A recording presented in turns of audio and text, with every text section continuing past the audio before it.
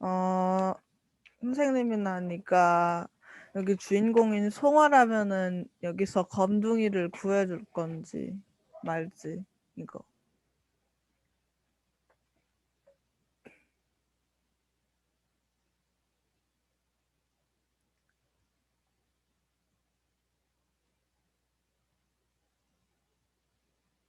안 들려? 괜찮아요. 들리나요? 음, 그냥 그 천 상황 말고 그냥 개인적으로는 그냥 그런 동물들을 좋아하고 이렇게 좀 관련이 없을 순 있지만 그냥 어떤 동물이 보이든 그냥 구해주고 싶은 마음이 들 것 같습니다. 저는 안 구해줬을 것 같습니다. 왜냐면은 이 그림을 보면은 검둥이가 그렇게 막 엄청 작은 개도 아니고 꽤 덩치가 있어 보이고 동물들을 그렇게 막 좋아하는 편도 아니고 할머니가 싫어하실 걸 아니까 저는 안 구해줬을 것 같습니다. 이제 선생님. 저도 안구해 줄 겁니다. 뭐 기껏해야 뭐 이렇게 유기동물 뭐 이렇게 신고센터에 전화 정도는 해줄 수 있지 않을까 싶습니다. 아니면 뭐 112에 전화해서 119에 전화해서 여기 그 야생 개가 있어갖고 위험하니까 요 개 좀 어떻게 좀 이렇게 시민들의 안전을 위해서 도와달라 뭐 이렇게 할 것 같습니다. 왜냐면 제가 개를 이렇게 좀 무서워한다고 해야 되나 겁이 많아가지고 개를 잘 돌봐줄 수 있는 어떤 그런 제 입장이 아닙니다. 네, 저는 그렇습니다. 그러면은 이 책의 제목인 달림은 알죠의 뜻이 뭐라고 생각하나요?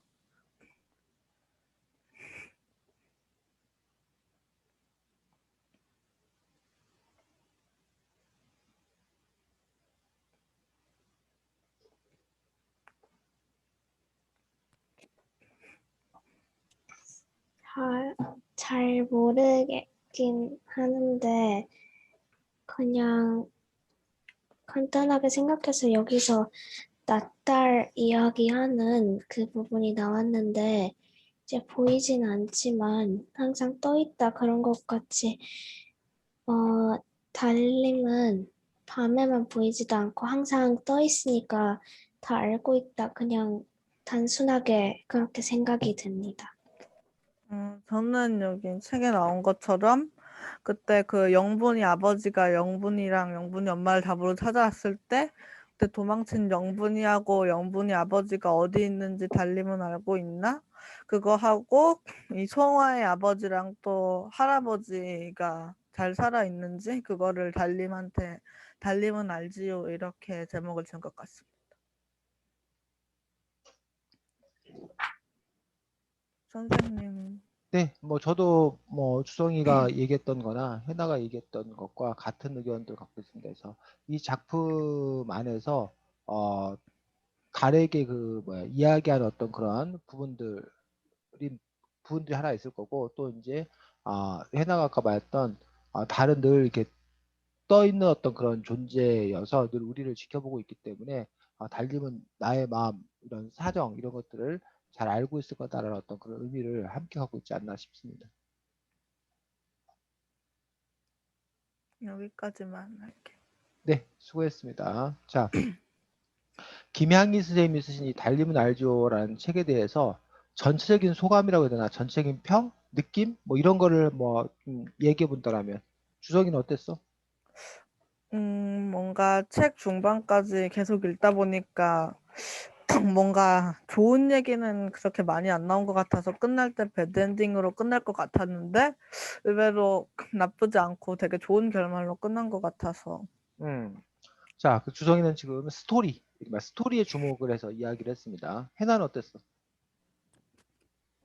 저는 여기서 배경이나 시대가 되게 좋은 시대도 아니고 약간 중반 조금 넘어서 이제 6.25 전쟁도 나고 그러는데 이거를 막 슬프지도 않고 이게 딱 적절하게 이 상황에서 막 책이 기쁜 단어도 살짝 약간 차분하게 가라앉은 느낌? 그렇게 그냥 잘 흘러가듯이 쓴 것 같습니다. 그래서 해나는 지금 단어라던가 그 표현이 매끄러웠다 어떤 그런 부분들을 또 중심으로 또 이야기 평가를 했습니다.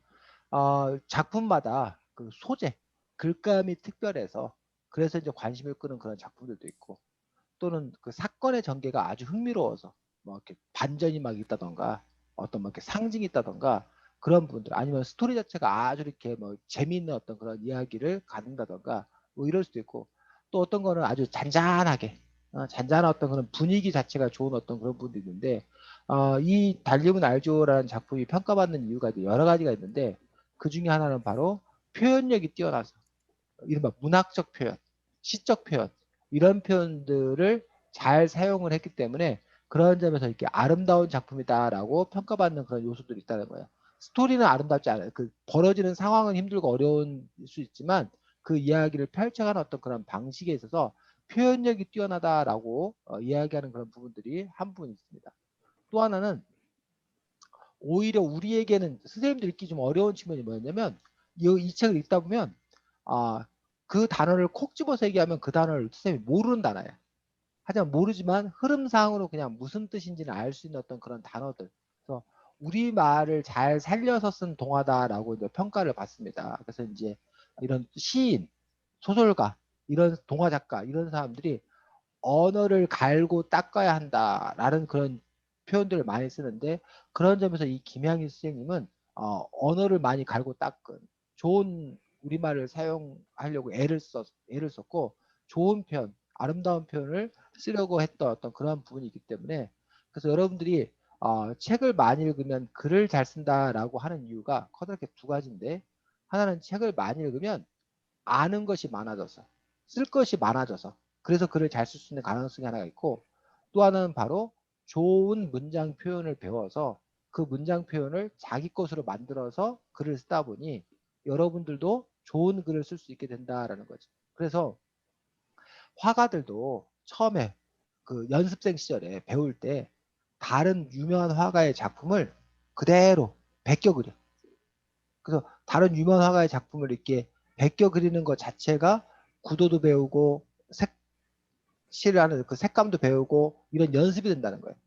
그런 것처럼 작가들도 연습하는 방법들 중에 하나가 필사라고 해가지고 다른 유명한 작품들을 직접 자기 손으로 뭐 하는 거야? 써보는 거야. 그대로 베껴 써보는 거야. 그런 과정에서 그 사람의 표현력, 구성력 이런 것들을 이제 배우는 어떤 그런 방식이 있다라는 거지. 자, 그래서 오늘은 뭐 토론도 할 수 있고 뭐 여러 가지 할 수 있겠지만 우선 우리가 이 책에서 좋은 문장 표현을 여러분들이 찾아보는 그런 연습을 해보도록 하겠습니다. 그래서 선생님 책으로는 9쪽인데 여러분 책으로는 몇 쪽인지 모르겠네. 제일 첫 번째 문장. 강물은 하염없이 흘러가고 있었다.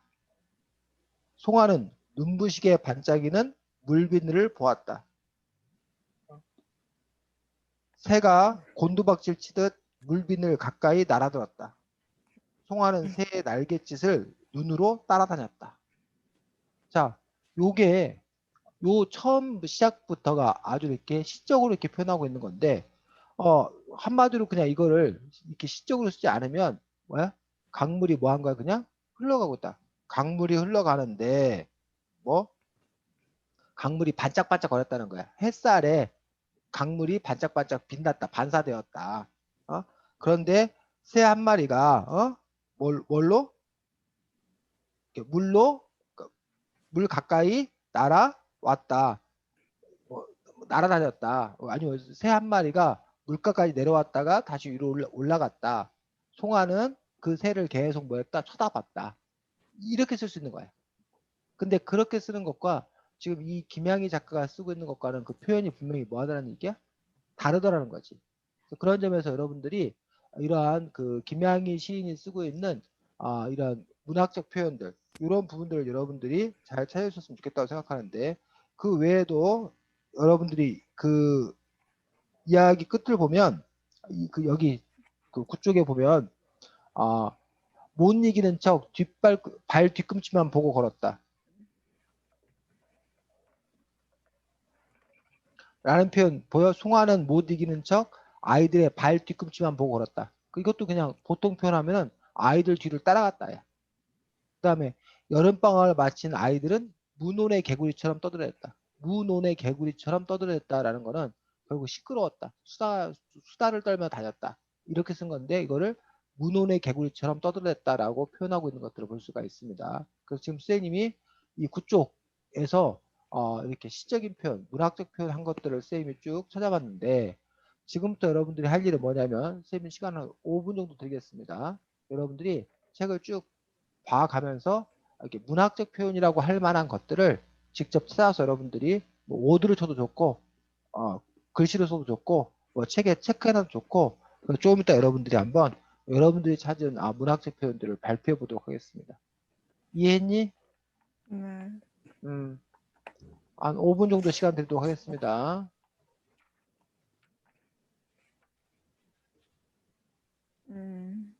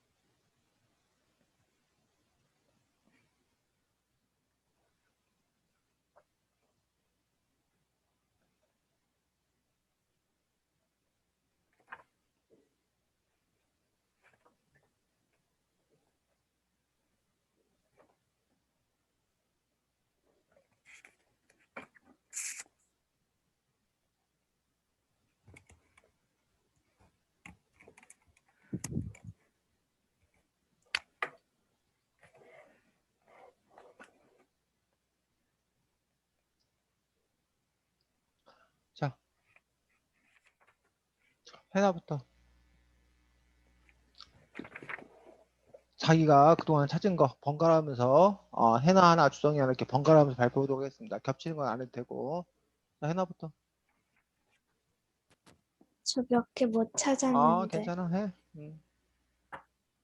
11쪽에 강물은 간지럼 타는 아이처럼 하얀 이를 드러내며 자꾸만 웃었다. 그렇지. 다음 주성이.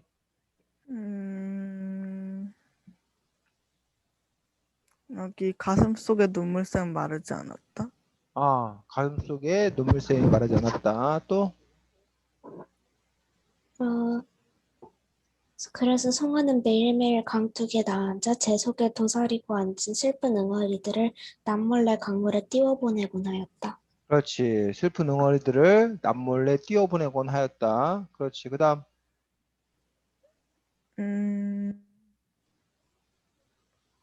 이거는 맞는지 잘 모르겠는데 송아는 나직이 입술을 달싹거려 보았다. 그 다음. 잠시만요. 할머니의 고부정한 뒷모습과 자주 댕기들어 쪽진 머리를 볼 때면 송아의 가슴에 잔물결이 일었다. 송아의 가슴에 잔물결이 일었다. 그렇지. 그 다음. 미료나무 그림자가 강둑을 따라 길게 누웠다. 그렇지. 강둑을 따라 그림자가 길게 누웠다라는 표현 써. 그림자가 길게 누웠다. 그 다음. 여기 이제 지금 찾고 있었어요. 그 다음 주성이 안 한 거, 발표 안 한 거 있으면 더 해. 검정개의 신음소리가 귓바퀴에 걸려 어디까지고 따라왔다. 그렇지. 신음소리가 귓바퀴에 걸려 어디까지고 뒤따라왔다. 또 있어? 여기까지. 자, 선생님이 몇 가지 더 찾은 걸 얘기하면 비둘기 비싼 그림에가 들녘을 가만가만 덮고 있었다. 뭔 말 같아? 비싼 그림에가 들녘을 가만가만 덮고 있었다. 저녁이 되었다. 어두컴컴해지기 시작했다를 산 그림자가 들녘을 가만가만 덮고 있었다라고 표현한 거야. 자장가 소리도 어둠 속으로 잦아들었다. 자장가 소리도 어둠 속으로 잦아들었다. 그 얘기는 이제 뭐야? 자장하다가 이제 밤이 깊어지니까 이제 자장가 소리가 끝났다는 거야. 아니면 뭐 지금도 선생님 그 상황을 정확히 모르겠는데 멀어지니까 이 집에서 이렇게 멀어지니까 점점 그 소리가 안 들리는 거야. 그런 것들을 이렇게 표현하고 있는 어떤 그런 부분들. 배춧잎에 푸른 달빛이 내려앉아 있다. 달빛이 배춧잎을 비친 건데 그거를 푸른 달빛이 내려앉아 있다라고 표현한 거야. 송아의 뺨에 발그레 꽃물이 들었다. 뭔 표현이야 이거? 볼이 빨개졌다. 볼이 빨개졌다는 거를 발그레 꽃물이 들었다라고 표현하고 있어. 솔레음 실은 바람이 어루만졌다.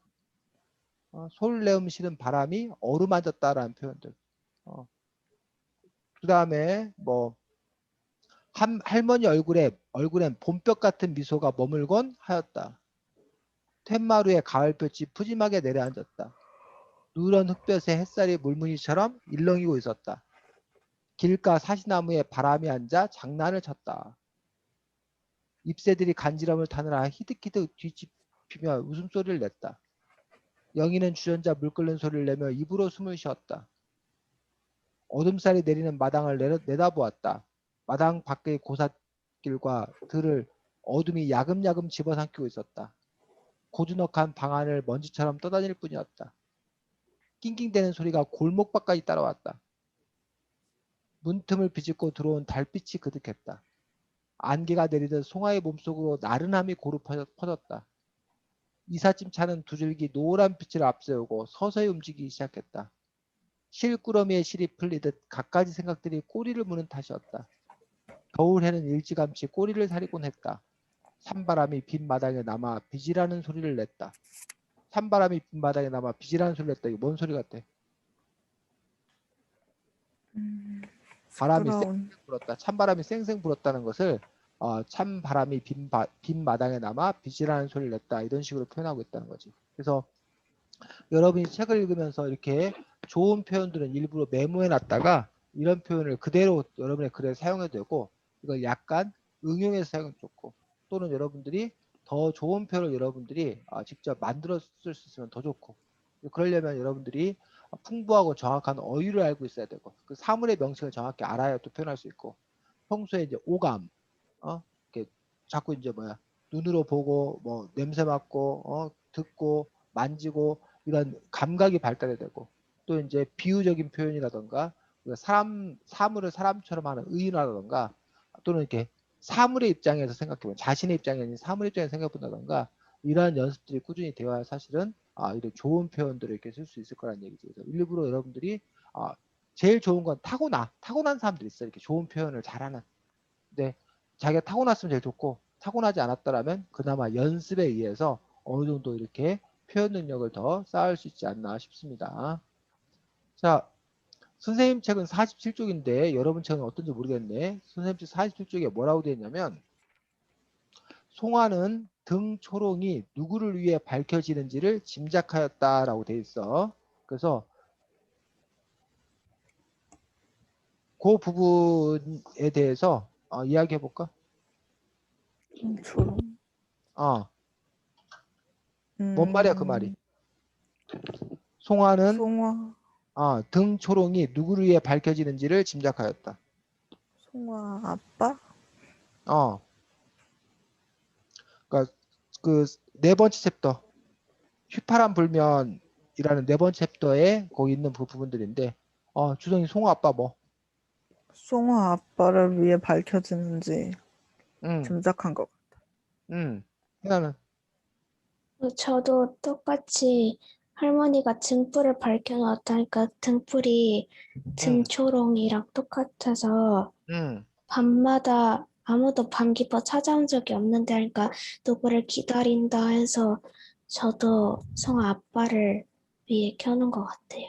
그렇지. 그래서 등초롱 바깥에다가 이렇게 등을 켜놓은 건데, 굳이 밤에 올 사람도 없는데 그 할머니는 매일 밤마다 등을 켜놓았다는 것은 밤에 혹시 아빠가 올까 봐. 아빠가 올 때 어두워서 당황하지 않도록, 그래서 아빠를 위해서 불을 밝히고 기다리고 있어요. 그래서 혹시 여러분 집에도 그런 일이 있나 모르겠는데, 엄마나 아빠가 혹시 늦게 귀가할 때 집에 다 불을 꺼놓으면 이렇게 들어올 때 좀 이렇게 안 좋으니까, 사람이 들어오기 전에는 이렇게 거실 불에 이런 걸 하나 정도는 안 꺼놓고 일부러 켜놓는 그런 경우가 있어. 우리가 에너지 절약이라는 측면에서 보면 잘못된 행동인데, 에너지 절약이라는 측면 말고 그 사람을 기다리는 어떤 그런 마음들 때문에 사람들이 다 귀가하기 전까지는 불을 좀 이렇게 하나 정도 이렇게 밝혀놓는 그런 부분들인데, 바로 그런 정서를 표현하고 있는 것들을 볼 수가 있습니다. 자, 쌤 50쪽에 송화가 담임을 찾아간 이유와 꽃다발을 내팽개친 이유를 누가 한번 설명해 볼까? 송화가 담임을 왜 찾아갔고, 그리고 꽃다발을 또 왜 내팽개쳤고.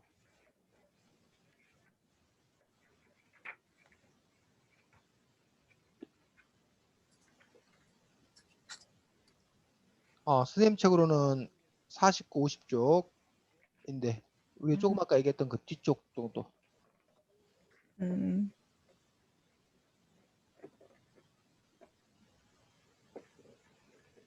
음.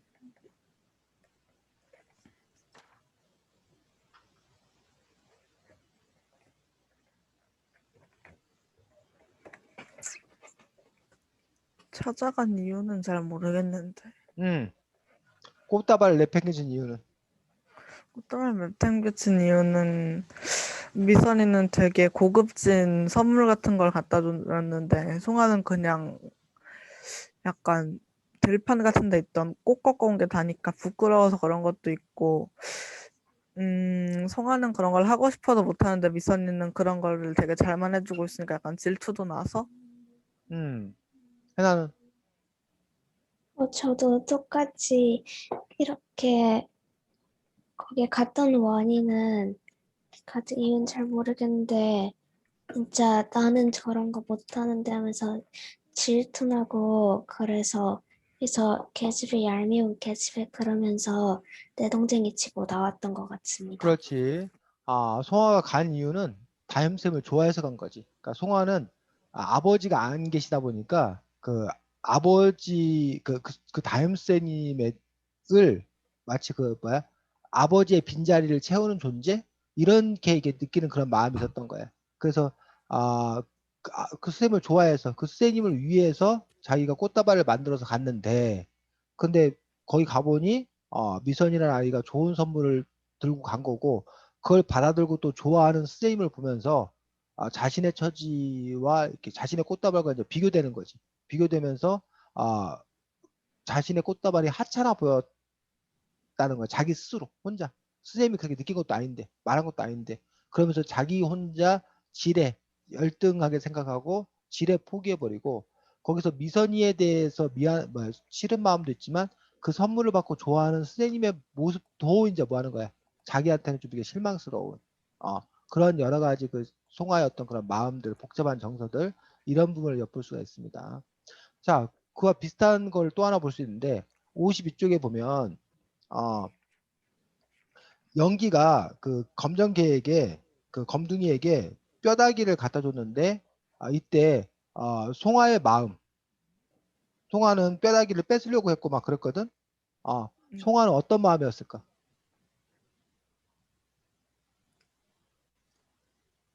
연기가 검둥이에게 뼈다귀를 가져다 줬을 때 그걸 바라보는 송아의 마음. 51 책은 51쪽 52쪽이거든. 그래서 어,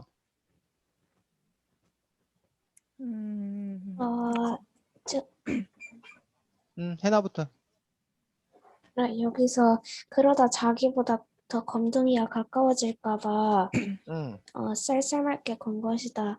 그렇게 해서 지금 뭐 검둥이한테 자기 남의 개를 데리고 놀았고 뼈다귀를 마음대로 준 것에 그런 게 아니라 더 친해지고 싶어서 일부러 그렇게 약간 툭툭 무심하게 나온 그런 생각이었을 것 같아요. 주성이. 저는 검둥이를 구해준 건 자기인데 그 연기가 검둥이한테 뼈다귀를 줌으로써 검둥이가 송아보다 연기를 더 좋아하게 되면은 약간 구해준 건 자기인데 질투가 나니까. 그렇지. 그래서 그런 두 가지 마음들. 검둥이를 잘 해주는 것에 대한 고마운 마음들도 있지만 지금 여러분이 말했듯이 온전히 검둥이를 자기가 차지하고 싶은데 그런 검둥이를 혹시나 빼앗길까봐 두려운 어떤 그런 마음들, 그런 두 가지 마음들이 교차하고 있는 그러한 것들을 볼 수가 있습니다. 그래서 그런 그 사람의 마음들을 그런 마음들이 들 때가 있어. 그래서 여러분이 뭐 이렇게 좋아하는 친구가 있어. 여러분 좋아하는 친구. 그럼 그 친구를 위해서 누군가를 소개시켜 줄 수 있어. 그래서 더 이 친구가 더 잘 되도록 하기 위해서. 근데 어느 순간에 그 친구하고 소개해 준 다른 사람이 더 잘 어울리는 걸 봤을 때 왠지 그 박탈감, 빼앗긴 느낌? 뭐 그러면서 괜히 내가 소개시켜 줬나? 라는 어떤 그러한 마음이 들기도 하고 또 한편으로는 아니야. 그래도 이 친구가 잘 되고 행복하는 걸 보니 내가 좋아. 라는 어떤 그런 마음으로도 다잡기도 하고 그런 복잡 미묘한 어떤 그런 사람의 마음들을 가질 수가 있는데 바로 그런 마음들이 지금 여기에 표현되어 있는 것들을 볼 수가 있습니다. 자, 61쪽에 보면 수험 책으로는 61쪽인데 할머니는 지그시 눈을 감아 버렸다라고 돼 있거든. 그래서 5단원 백예공주 그 바로 앞 마지막 문장이에요. 5단원 백예공주가 시작되기 바로 전장 마지막 문장 할머니는 지그시 눈을 감아 버렸다라는 걸 통해서 표현하고 있는 것들은 뭘까? 이번엔 주성이부터 얘기해볼까? 영분이랑 연기가 그 송아를 도와주니까 그냥 한 번만 봐줬다? 해나는?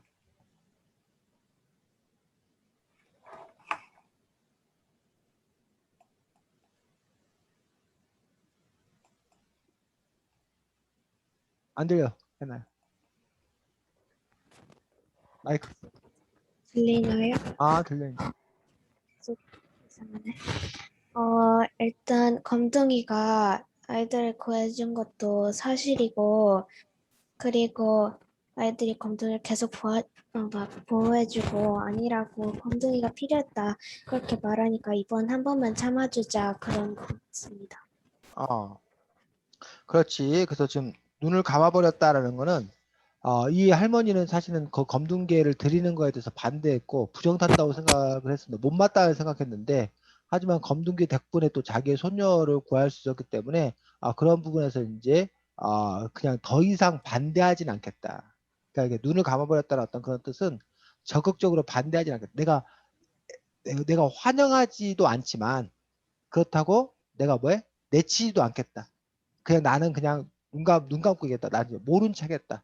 네 뜻에 맡기겠다. 이런 정도의 어떤 그러한 상황을 표현하고 있는 문장이 아닌가 싶습니다. 자, 78, 79 쪽에 보면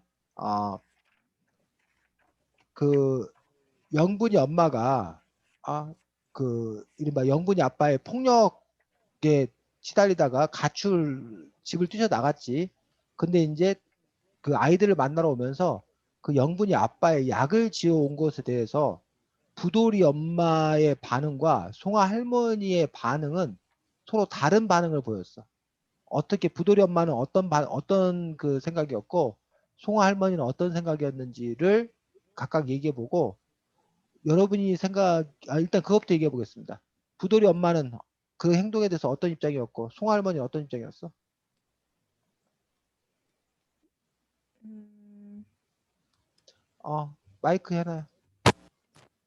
부돌이 엄마는 막 원수고 계속 때렸다고 해도 응, 남편은 남편이니까 응, 그래서 그 사람도 고생하고 막 형편도 안 좋으니까 응, 뭐 잘했다 그렇게 말하는데 이제 할머니는 지금 두들겨 패서 쫓아낸 서방한테 응. 약을 지어오냐고 그거 먹고 또 힘내서 또 때리면 어떡하냐 그래서 걱정하면서 왜 사왔냐 그러는 것 같습니다.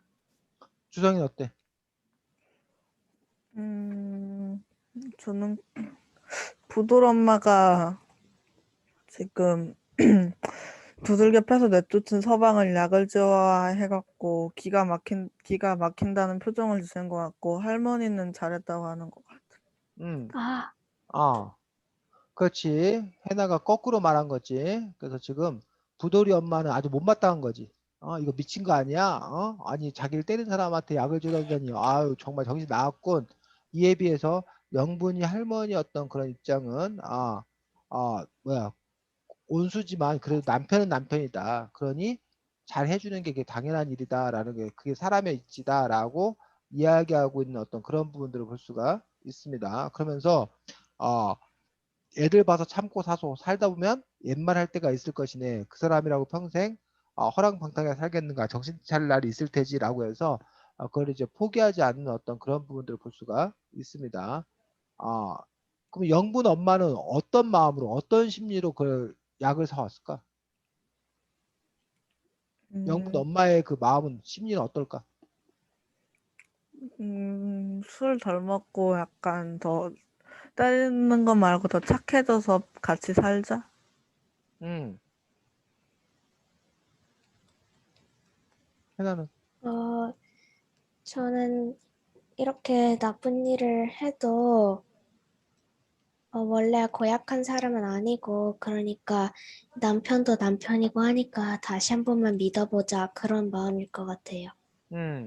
그렇지. 그래서 이 책에 따르면 영분이 엄마는 영분이 아빠에 대해서 완전히 갈라서었던 그런 생각은 갖고 있지 않고 그냥 원래 착한 심성이 회복된다라면 그리고 이 사람이 이른바 자꾸 하던 일이 잘 안 되어서 지금 저러는 거니 하던 일이 잘 풀린다라면 다시 이렇게 선한 사람이 될 것이다.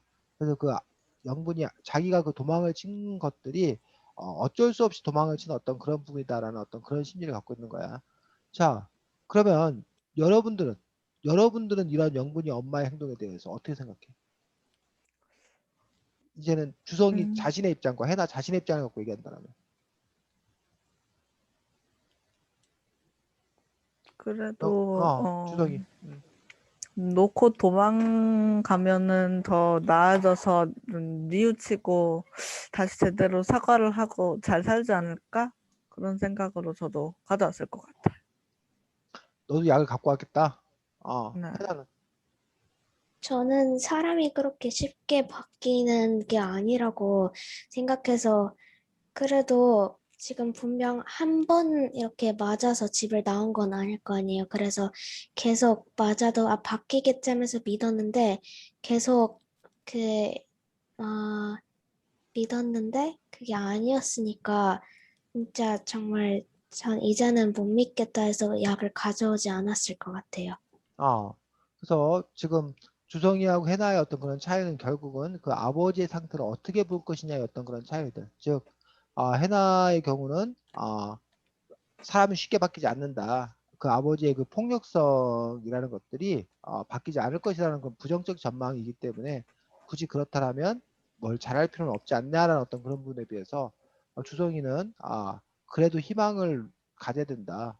선한 어떤 그런 저, 부분들이 회복될 거다라는 식으로 해서 이처럼 미래에 대한 전망이 다르기 때문에 그 현재의 어떤 그런 선택들도 또 달라지는 그런 부분들을 볼 수가 있습니다. 자, 추가할 내용이 하나 더 있는데 아까 주성 얘기. 거기서 그리고 자식들 그러니까 아이들 선물만 사왔는데 그 아버지 선물만 안 사오면은 네. 되게 그때 기분이 훨씬 더 확 나빠져 갖고 아이들을 때릴 수도 있으니까 사온 거 아닐까?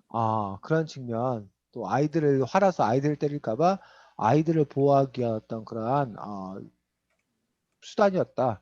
어, 어, 선생님도 미처 생각하지 못했는데 주성 얘기를 듣고 보니, 상당히 그럴듯하다는 생각을 했습니다. 해나도 뭐 덧붙일 얘기 있습니까? 음,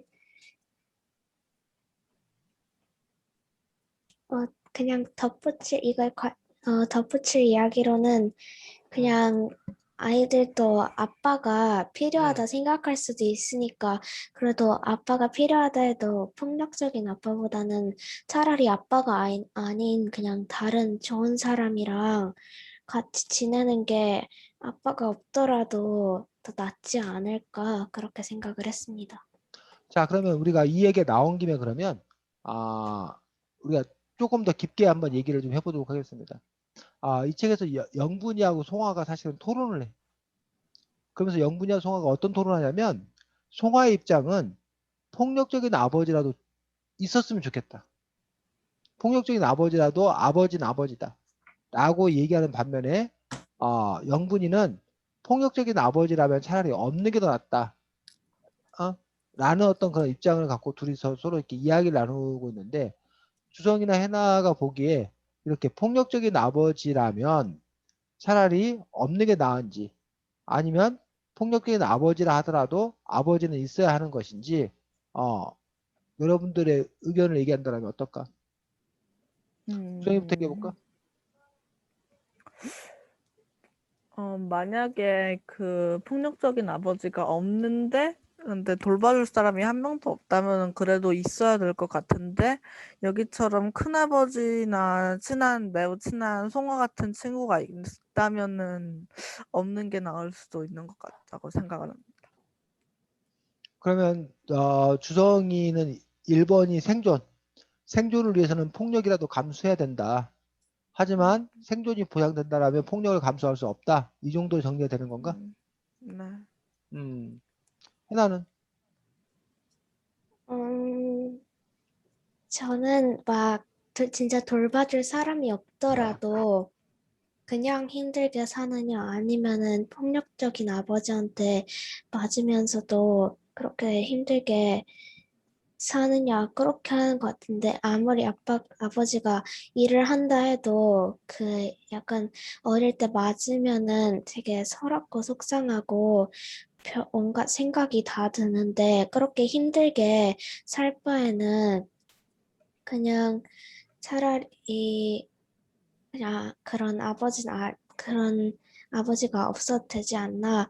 근데 여기처럼 진짜 돌봐줄 사람이 있으니까 그때는 진짜 아버지의 빈자리를 그렇게 크게 느끼지 않을 것 같다. 그런 생각이 들었습니다. 어, 해나는 좀 더 강경한 거네.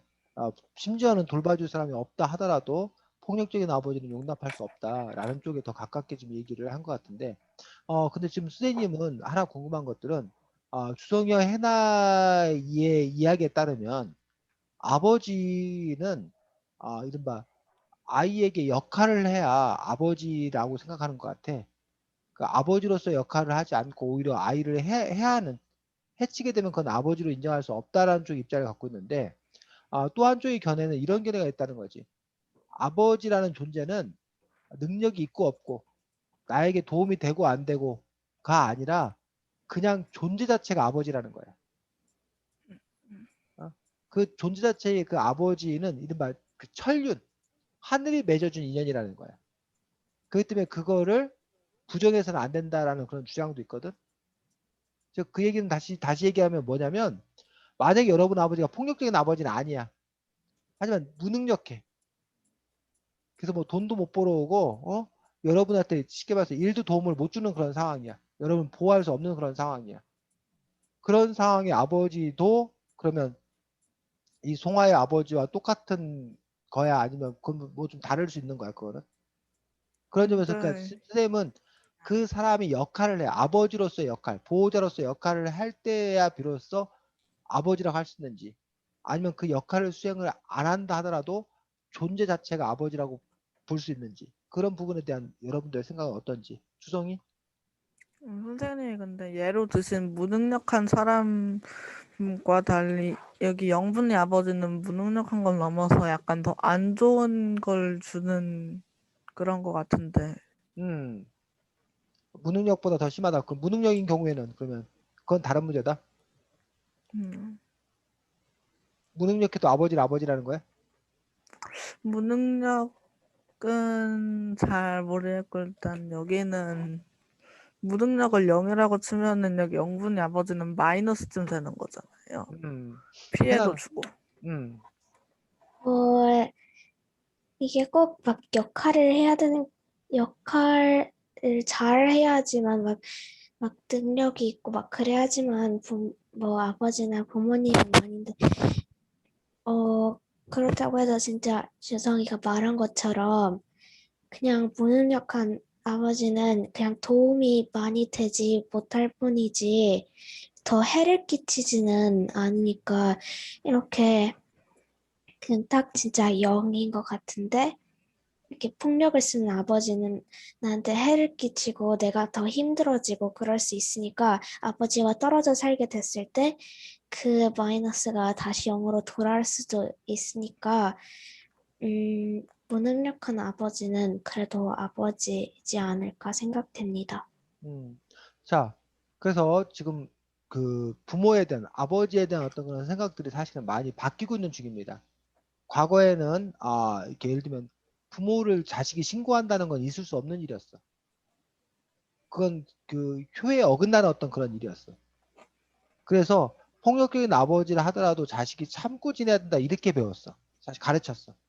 근데 요즘은 부모가 폭력을 휘두르거든 자녀 보고 뭐 하라고 그래? 부모를 신고하라고 그래. 신고. 그리고 그 폭력 상태에서 벗어나라고 그래. 자기를 잘 지키는 것이 중요하다고 지금 얘기를 하고 있어. 그런 점들이 이제 과거하고는 다른 어떤 그런 부분들. 그래서 부모는 자식이 부모를 꼭 섬겨야 되는 어떤 그런 대상이기보다는 오히려 부모가 자식을 잘 돌봐줘야 되는 어떤 그런 의무를 갖는 거고, 또한 그 부분에 있어서 자식은 부모의 소유물이 아니라 독립적인 존재로 존중해줘야 되는 어떤 그런 부분들. 그런 생각들로 지금 생각들, 인식들이 좀 이렇게 바뀌어가는 그런 또 상황인 것들을 볼 수가 있습니다.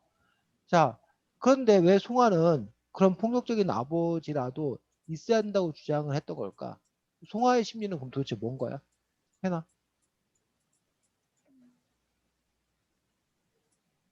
지금까지 말했던 거는 약간 제 생각을 중심적으로 말했던 거니까 응, 성화라면은 응, 이렇게 아버지의 폭력성보다 아버지의 그 빈자리나 그런 응, 걸 훨씬 더 크게 느꼈던 거 아닐까 생각이 응, 듭니다. 응. 주성이. 일단은 송아가 아버지를 한 번도 만나본 적이 없으니까 일단은 그 아버지가 그 폭력적인 아버지라도 있어 보는 게 더 좋을 것 같다고 생각을 하는 것 같은데 응, 아까 말했다시피 폭력적인 아버지는 별로 좋은 것 같지 않고 송아가 아버지가 아직 한 번도 없어봐서 잘 모르는 거 아닌가? 그런 생각이 좀. 그렇지. 지금 말한 대로 한 번도 겪어보지 않아서 그래서 그 폭력적인 아버지 밑에 산다는 게 얼마나 끔찍한지 몰라서 그런 걸 거다라고 이제 영분 입장에서는 생각할 수 있게 되겠고 또 아까 해나가 말한 대로 그동안에 그 송아는 아버지의 빈자리, 아버지에 대한 결핍이 너무나 컸기 때문에 그 정도는 감수할 수 있다고 생각하는 것 아닌가라고도 우리가 또 여길 수 있는 뭐 그런 부분들이 있다고 봅니다. 그래서 사람들의 상황에 따라서 또 이렇게 또 다른 선택을 또 이렇게 하기도 하는 것들을 볼 수가 있습니다. 자, 87쪽에 보면 그래서 다시 영분이에게 돌아가서 영분이가 굶어 죽겠다라고 이야기를 합니다. 그러면서 영분이는 굶어 죽는 자신의 모습을 상상하고 있다고 그랬는데 영분이가 난 차라리 이럴 거면 난 굶어 죽겠다라는 그 영분이의 심리는 영분이의 마음 상태는 어떤가요?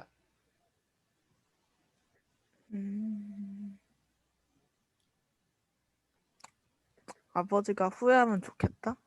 음. 또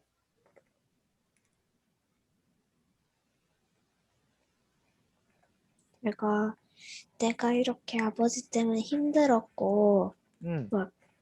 내가 아버지 때문에 힘들었고, 그리고 약간 내 마음을 다 표현하고, 내가 이랬다, 내가 이렇게 힘들었다, 그걸 다 말하고 싶은 것 같아요. 음. 그렇지. 여기엔 또 하나가 뭐가 담겨 있냐면 바로 복수. 내가 당신으로 해서 고통을 받았는데 내가 당신 때문에 죽었다고 했을 때 당신이 사회에서 자기 딸을 죽인 애비라고 비난받을 것이고 또 당신이 그 영분이 아버지 스스로도 죄책감. 내가 딸을 죽였구나. 라는 그런 죄책감에 시달려서 고통받기를 바라는 어떤 그런 마음들. 그런 마음들이 그런 복수하는 어떤 그런 마음들이 그 영분이의 말에는 담겨 있는 거고 그만큼 영분이가 그 아버지 어떤 그런 폭력이라던가 이런 것들에 대해서 몹시도 힘들어했던 또 그런 모습들을 이 이야기를 통해서 우리가 엿볼 수 있는 거야. 그래서 가끔 꼭 영분이 아버지처럼 폭력적인 아버지가 아니라 실제 있었던 사건들 중에 그런 일들 있지.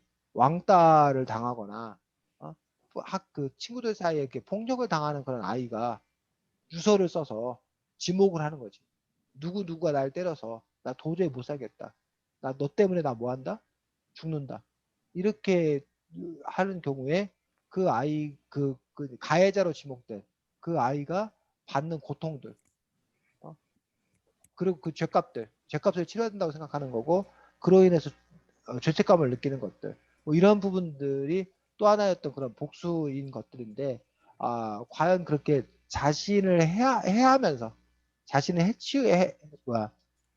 해치면서 과연 복수를 해야 되는 건가 또 그렇게 복수를 하는 것이 과연 좋은 것 올바른 건가 라는 또 다른 문제를 또 이렇게 여러 가지 생각할 문제들이 있는 건데 어쨌든 영분이었던 그 심리는 그런 심리인 것들을 볼 수가 있습니다.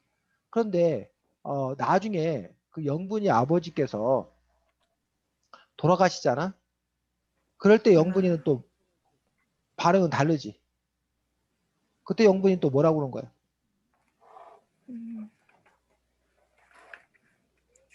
그렇죠.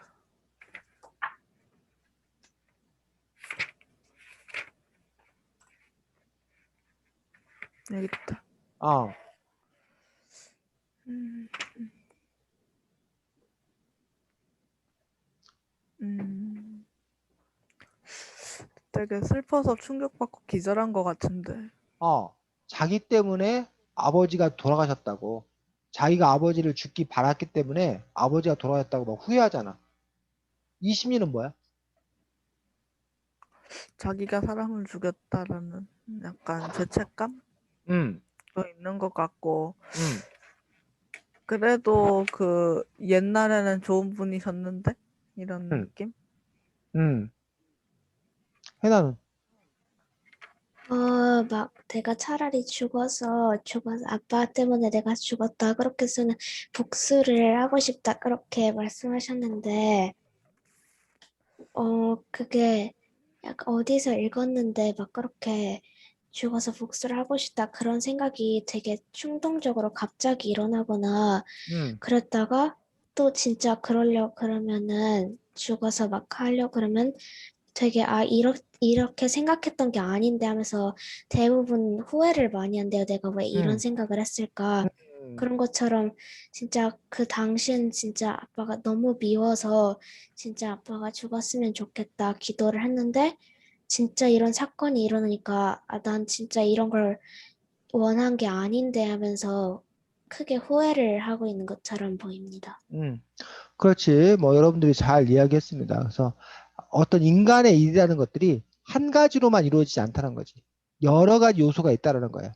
그래서 정말 폭력에 시달릴 때는 그 아버지가 죽었으면 좋겠다는 그런 마음도 들어, 사실은. 그런 마음도 얼마든지 가질 수 있어. 근데 그, 그때는 이제 다른 게 생각이 안 나는 거야. 다른 요소는 감춰지는 거야. 오로지 그 생각밖에 안 나는 거야. 근데 그 일이 현실이 되었을 때는 다른 것들이 보이는 거지. 어? 다른 여러 가지 면들이 보이기 때문에 그러한 점들이 어렵지 않나. 그래서 아마 송아도 폭력적인 아버지라도 있었으면 좋겠다 했지만 막상 그 아버지가 있었는데 그 아버지랑 같이 있으면 또 뭐 하더라는 거야. 얼마 지나지 않으면 힘들어. 불편해. 그런 것도 분명히 있다라는 얘기야. 싸우기도 하고. 하지만 또 생각해 보면 그러면 그것도 없어지는 게 좋냐? 또 그건 아닌 거야. 결국 우리 인간의 삶이라는 것들은 좋은 것, 싫은 것, 어? 뭐 사랑하는 것, 미워하는 것 이런 것들이 뭐야? 그, 얽히고 설켜 있는 거야. 이게 딱딱 떨어져 있지 않아. 그것들이 막 이렇게 뭉쳐 있어. 그래서 어떤 면을 더 많이 바라보냐에 따라서 좀 이렇게 달라진다는 거지. 그래서 그 상황이 변화하고 중요한 어떤 그런 흐름이 변하게 되면 어, 놓치는 것, 안 보이는 것 그런 것들이 보이게 되고 그런 것들이 또 중요시 여기게 되는 것들이 어떤 그런 사람의 어떤 그런 마음들이라는 거예요. 그래서 결국 현명한 사람들은 자기가 갖고 있는 것에 만족하고 자기가 갖고 있는 것에 주목하는 그런 사람이 오히려 더 현명한 사람이다라고 얘기하는데 사실은 현명하게 살기가 너무 어렵더라고. 선생님 같은 경우는. 여러분은 뭐 어떤지 모르겠는데 그래서 어, 나중에 후회하지 않으려면 어, 지금 내가 못 보는 것들 이런 것들도 감안해서 전체적으로 판단할 수 있는 어떤 그런 힘이 있어야 되는데 사실은 그냥 눈에 보이는 걸 중심으로 판단하고 생각하는 것이 보통 사람들의 어떤 그런 모습이 아닌가라고 볼 수가 있습니다. 자, 188 선생님 책에서는 188쪽인데 왜 송아 아버지는 갑자기 굿판에서 북을 치기 시작했나? 음, 음, 할머니가 이제 마지막으로 이제 그 통일 구슬을 올리는 그런 장면이 나오고 그 부분에서 아버지가 막 이렇게 북을 막 갑자기 쳐서 모두들 이렇게 놀라는 것들을 볼 수가 있습니다. 갑자기 북소리가 커졌다. 부들이 엄마에게서 북제를 빼앗은 아버지가 북을 두들고 있었다. 뭐 이렇게 해서 아버지가 이제 그게 북을 치는 어떤 그런 이야기가 나오는데 요 장면이 의미하는 것, 뜻하는 것이 무엇인가? 음, 응어, 응어리? 그러니까 아, 음, 하늘 다 풀고 옛날에 같이 있지 못했던 시간을 이거 한 번으로 다 풀어버리는 그런 그 아버지 느낌? 하는 뭔데? 일단 할머니 속을 썩이고 가슴에 못을 박고 또 음, 돌아오지 않아서 그 많은 시간을 되게 함께하지 못하고 그리고 또 송화를 혼자 남겨놓은 것? 음, 해나가 보기에는 저도 여기서 할머니가 통일고스로 마지막 고판을 버린 것이라고 이렇게 하는데 진짜 마지막이니까 마지막인 거를 아버지도 짐작을 하고 있어서 마지막인 만큼 전에는 이렇게 막 미안하다는 마음을 하고 막 말하고 싶었는데 여기서라도 미안하고 막 그런 거 다 풀고 가자 그렇게 하면서 네, 벽을 친 것 같아요. 그렇지. 그래서 아까 그 할머니가 그 검둥개 할 때 되게 눈을 감아서 부정하지 않고 그냥 받아들이지 않지만 부정하지도 않았던 어떤 그런 심리와 마찬가지로. 근데 여기는 보다도 좀 적극적으로 나와서 그 할아버지 아니 그 송아 아버지와 할머니 사이에 가장 커다란 갈등은 결국은 할머니가 무당 일을 하는 것 때문에 빚어지는 그런 갈등이었다는 얘기지.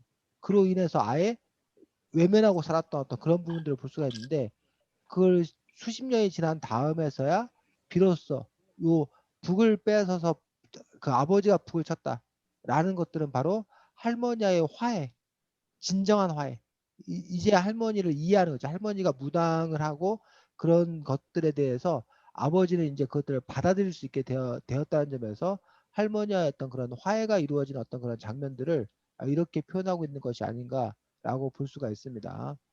자, 88쪽에 보면 사람 사는 게 다 그렇고 그렇다.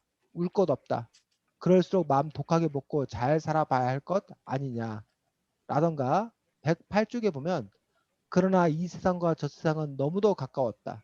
그렇게 쉽게 돌아갈 수 있는 곳이라니 모든 것이 꿈만 같았다. 라는 부분을 쌤이 좀 읽어줬는데 이 부분을 읽어준 것은 이렇게 때때로 구절 구절에 이런 그 김양희 쌤의 인생관 작가의 세계관 이런 것들이 이렇게 녹아있는 어떤 그런 부분들도 있을 수 있다는 거지. 그래서 여러분들이 이러한 작품을 통해서 여러분도 알게 모르게 그 작가의 인생관에 젖어드는 그런 경우가 있고 또는 여러분들이 직접적으로 그런 부분을 찾아서 그런 작가의 인생관에 대해서 여러분들이 동의할 수도 있고 또는 여러분들이 또 다른 생각을 가질 수도 있다고 생각이 들어요. 그래서 책이 사람을 만든다라는 표현을 하는 경우가 있는데 여러분이 어떤 책을 읽냐에 따라서 알게 모르게 그 책에 영향을 받아서 여러분이 세상을 바라보는 눈 이런 것들이 달라질 수 있기 때문에 사실은 책을 골라서 읽는다는 것들은 어떻게 보면 상당히 중요한 어떤 그런 일들이고 그나마 그걸 피하기 위해서 이른바 비판적 독서 그 책에 무조건 우리가 영향을 받는 것들이 아니라 그 책에서 다루고 있는 이야기 그 저자의 어떤 그런 생각을 정확히 알고 그거에 대해서 주성이는 해나는 또 각자는 또 어떤 입장을 가질 것인 건가 여러분의 또 입장을 갖는 것이 중요하다고 생각합니다. 자 오늘은 달림은 알지요라는 책을 갖고 아까 이 작품에 나와 있는 어떤 그런 표현에 관해서 얘기했고 또 이 작품에 관한 내용 이해에 관해서 얘기했고 또 얘기하다 보니 뭐 이렇게 부모의 역할이 어때야 되는 건가 이런 부분을 갖고 또 이야기를 했습니다. 다음 주에는 책이 유럽 어쩌고 저쩌고 했던 것 같아. 공부가 되는 유럽 이야기라는 책으로서 유럽 여러 나라들에 대해서 알아보는 유럽 여행입니다. 유럽 여러 나라들에 대해서 알아보는 그런 책입니다. 자, 애나나 주성이 끝으로 하고 싶은 얘기 할 얘기 딱히 없어. 없고 해나도 없고 그래 잘 지내시고 다음 주에 보겠습니다. 잘 지내 안녕히 안녕. 계세요. 안녕히 계세요. 잠깐만 부탁할 게 있어. 뭐라? 해나야 주성이 나가버렸다. 선생님 부탁할 게 뭐냐면 해나야 네, 유튜브에서 이선배 독서교실 검색해가지고 구독하기 좀 네. 한번 눌러줘. 그 선생님이 원래 이거 구독 부탁 안 하는데 그 네이버 TV인가에 뭘 선생님 신청을 해야 되는데 구독자가 100명이 넘어야 되는데 근데 지금 97명인가 기어가지고 구독하기 눌렀다가 선생님이 다음에 이제 그 해지하라고 그럴 거거든. 그러니까 잠깐만 구독하기 좀 눌러줘. 크게 뭐 이렇게 나쁜 거 아니니까. 이선배 네, 독서교실 네. 고마워. 안녕. 안녕히 계세요. 어.